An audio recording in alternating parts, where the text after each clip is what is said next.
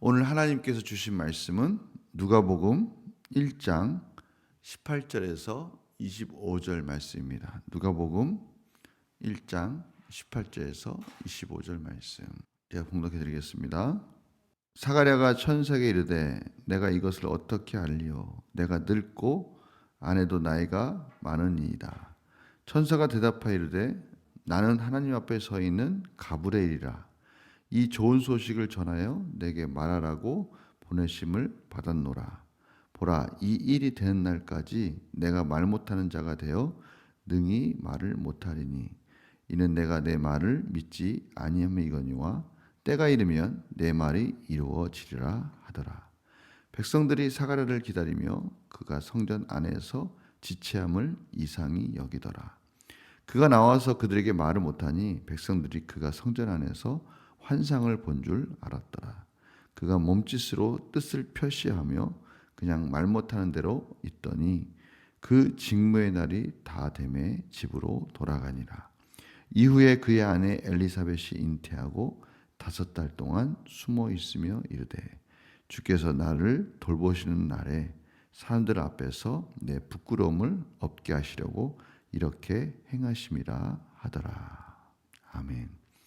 계속해서 하나님께서 세례 요한을 통해서 예수님의 길을 준비하는 그런 과정을 보게 됩니다.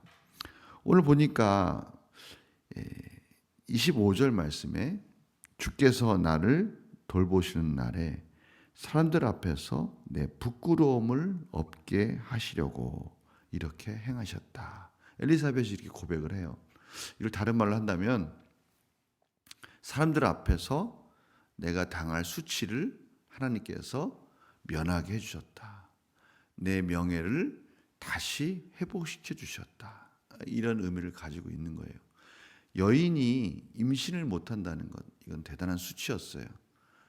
뭔가 자기 신체 안에서 질서가 깨진 거잖아요. 하나님이 주신 질서는 여자로서 해산을 하고 자손을 번창하게 하는 그러한 하나님의 질서를 허락해 주셨는데 그 기능이 고장났다. 이거는 수치스러운 거였어요. 뭔가 있어야 될 자리, 뭔가 해야 할 일들을 하지 못하는 것은 참으로 명예롭지 못한 거였습니다. 그러니까 이 여인은 사람들에게 왜 저렇게 임신을 못할까? 저 여인은 뭔가 하나님 앞에 죄를 졌기 때문이야 라고 그렇게 생각하니까 여인으로서는 참으로 안타까운 일이죠. 그런데 임신을 하게 됐고 하나님이 그러한 수치로부터 자신을 구원해 줬다라고 감사하는 장면이 나오는 겁니다. 그런데 이 과정 속에 사가랴는 그렇지 못했어요. 사가랴는 천사가 너가 임신할 거야 라고 했더니 이렇게 말을 하는 거예요. 사가랴가 천사에 이르되 내가 이것을 어떻게 알리요? 내가 늙고 아내도 나이가 많으니이다. 인정하지 않은 거예요. 참 이상하죠? 사가랴가 오히려 더 제사장으로서 하나님의 말씀을 잘 이해하고 깨닫고 하나님은 능치 못한 일이 없다라는 것을 알아야 될 텐데 오히려 사가랴는 하나님께서 너는 임신할 거야 그랬을 때 거기에 대해서 의심의 말을 하는 거죠. 그랬더니 천사가 나는 하나님 앞에 서 있는 가브리엘이라. 이 좋은 소식을 전하여 내게 말하라고 보내심을 받았노라. 그러면서 야 나는 하나님이 보낸 가브리엘이야. 내가 말하는 것은 하나님의 뜻이야. 하나님의 말씀이야. 하나님의 말씀이 이루어진다는 것을 너가 왜 의심하느냐. 그러면서 너는 이제부터 이 일이 이루어질 때까지 말을 하지 못할 거야. 그렇게 말을 한 거예요. 부끄러운 거예요. 수치스럽잖아요. 그렇죠? 제사장으로서 가장 하나님의 말씀을 믿음으로 대언해야 될 그런 역할을 해야 될 사람이 그러한 질서 속에서 그 위치 속에서 하나님의 뜻을 이루어가야 될 사람이 그 일을 하지 못하는 수치스러운 모습을 보는 거예요. 오히려 엘리사벳은 하나님의 수치를 하나님께서 그 수치를 벗어나게 해줬다 하고 감사하는데 사가랴는 하나님이 원하신 질서 속에서 벗어나는 이 수치스러운 일을 그가 하고 있는 것을 알 수 있어요. 오히려 하나님께서는 너의 그러한 모습을 통해서 말을 하지 못할 거야. 이제는 출산할 때까지 너는 아무 말도 하지 못할 거야. 실질적으로 사가랴가 딱 나와서 지체함을 사람들이 이상히 여기는 거예요. 실질적으로 제사장들이 죄가 있을 때는 성막 안에서도 죽었다고 합니다. 하나님께서 그 죄 가운데 제사를 드리는 모습 속에서 그를 죽이셨대요. 혹시나 그런 일이 있지 않을까 하고 걱정하고 있었는데 사가랴가 나왔는데 말을 하지 못하는 거예요. 그랬더니 사람들이 뭔가 일이 있긴 있었구나. 오늘 생각하기를 환상을 봤구나. 너무나 기가 막힌 환상을 보니까 그가 말문이 막혔구나 라고 그렇게 생각을 했다는 거예요. 그런데 누구는 알아요? 사가랴는 알고 있었어요. 그래서 그가 일하는 동안에 아무 말도 하지 못하고 조용히 집으로 돌아가는 장면을 보게 돼요. 저희들은 오늘 말씀을 보면서 두 가지를 생각했으면 좋겠어요. 하나는 뭘까요? 혹시 내가 하나님의 자녀로서 너무나 당연한 일들을 믿지 못하고 있는 건 아닌가? 그 너무나 당연한 일이 뭐냐면 우리가 신앙생활을 한다는 건 뭐예요? 하나님의 말씀을 믿는다는 거잖아요. 믿음으로 사는 거잖아요. 하나님의 백성은 믿음으로 사는 건데 너무나 당연한 건데 믿지 않은 사람들이 있다는 거죠. 그것은 참으로 하나님 앞에 부끄러운 일인 거예요. 말씀을 믿고 그 말씀대로 이루어질 것을 믿고 살아야 되는데 우리는 어느 순간인가부터 그냥 말씀은 말씀이지 라고 하면서 삶은 따로 사는 그런 어리석은 삶을 살고 있지는 않은가. 이것이 부끄러운 일인 거예요. 이게 수치스러운 거예요. 다른 게 수치스러운 거 아니에요.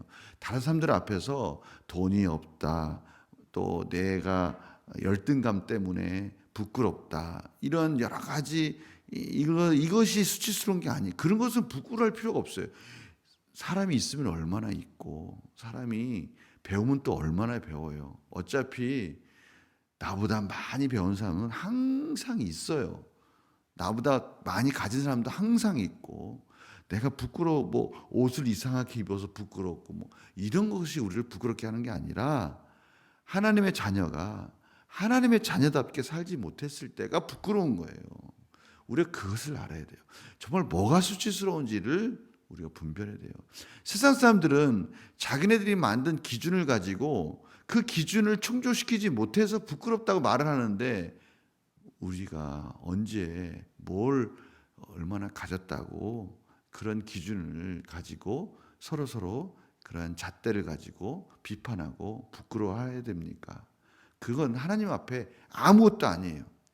하나님 앞에 하나님을 경외하는 자로서 말씀을 순종하는 자로서 살면 되는 거지 그 나머지 것들은 부끄러워할 필요가 없는 거죠.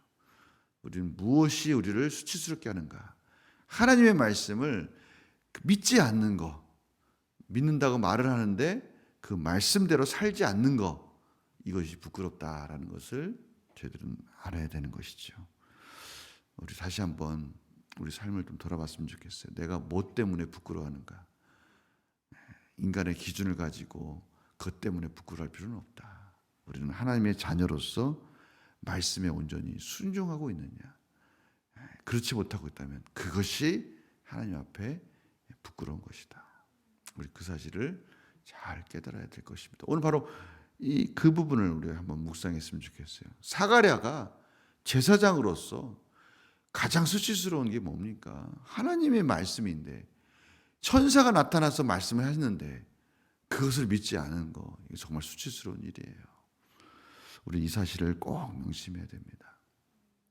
그럼에도 불구하고 우리가 두 번째로 우리는 우리 마음속에 있는 이 죄성 때문에 끊임없이 교만한 마음, 또 하나님 앞에 정직하고 바르게 살아야 되는데 그렇게 살지 못하는 우리 연약함을 보게 됩니다. 그럴 때 우리 예수 그리스도를 바라봐야 되죠. 그렇죠? 예수님은 십자가에서 벌거벗은 채로 죽음 가운데 있으시면서도 부끄러워하지 않았어요. 그 이유는 뭘까요? 하나님과의 바른 관계 속에서 이것이 하나님이 원하시는 뜻이다라는 것을 생각했기 때문에 부끄럽지 않았어요. 우리에게는 그런 또 은혜가 필요해요. 하나님, 저에게 그러한 담대함을 주세요. 세상 사람들이 부끄럽고 부끄럽게 저를 수치스럽다고 말을 하고 부끄럽다고 말을 하는 그런 일들 속에 담대함을 주세요. 하나님의 뜻이라면 용기 있게 그 길을 가는데 부끄러워하지 않고 담대하게 그 길을 가게 해주세요. 예수 그리스도의 그 담대함 은혜를 주세요. 세상 사람들이 무서워하고 두려워하는 것을 저는 하나님의 뜻이기 때문에 두려워하지 않게 해주세요. 그렇게 기도해야 될 것입니다. 우리 여호수아 1장 7절 8절 말씀에 그 말씀 있잖아요. 여호수아야, 두려워하지 말라. 내가 너와 함께 할 거야. 좌로나 우로나 치우치지 말라. 이 말은 무슨 뜻이에요? 세상적 기준과 세상적 잣대를 가지고 저 가나안 땅은 너무나 강한 사람들이 많구나. 우리가 저 사람들 앞에서 어떻게 해서 전쟁을 하지? 그렇게 좌로 우로 치우치지 말고 하나님만 바라봐라. 하나님 앞에 부끄러워하지 말고 두려워하지 말라. 내가 너와 함께함이라. 너는 강하고 담대하라. 내가 너와 함께함이니라 라고 말씀해 주셨잖아요. 오늘 살아갈 때 바로 그런 용기와 담대함이 필요한 거예요. 첫 번째는 정말 무엇이 수치인지를 알아야 되지만 또 하나는 세상적인 기준 때문에 용기를 잃거나 두려워할 필요가 없다는 것이죠. 이 두 가지 관점을 우리는 오늘 말씀을 통해서 깨닫게 되는 거예요. 우리가 하나님 안에서 담대함을 가지고 하나님이 나와 함께 하신다면 내가 부끄러워할 필요도 없고 위축될 필요도 없고 담대하게 예수 그리스도의 은혜로 살아가야 되겠다. 이런 용기를 가지고 오늘 하루도 살아가시는 우리의 삶이 되기를 간절히 축원합니다. 기도하겠습니다. 하나님 아버지, 감사합니다. 저희들 안에 너무나 부족하고 연약함 때문에 참으로 하나님 앞에 부끄러울 때가 있습니다. 그러나 그것은 정말 경건한 부끄러움이고 마땅한 것이라는 것을 깨닫게 됩니다. 세상 사람들 때문에, 세상의 기준 때문에 부끄러워하지 말고 하나님 앞에 온전히 살지 못함으로 인해서 부끄러워할 줄 아는 진정한 부끄러움을 아는 사람들이 되게 하여 주시고 그러한 자녀들이 되게 하여 주시옵소서. 그러나 세상에 나가서는 담대하게 하여 주시옵소서. 하나님께서 나와 함께 하심으로 부끄러울 것이 없고 두려울 것이 없다는 것을 깨닫게 하여 주시옵소서.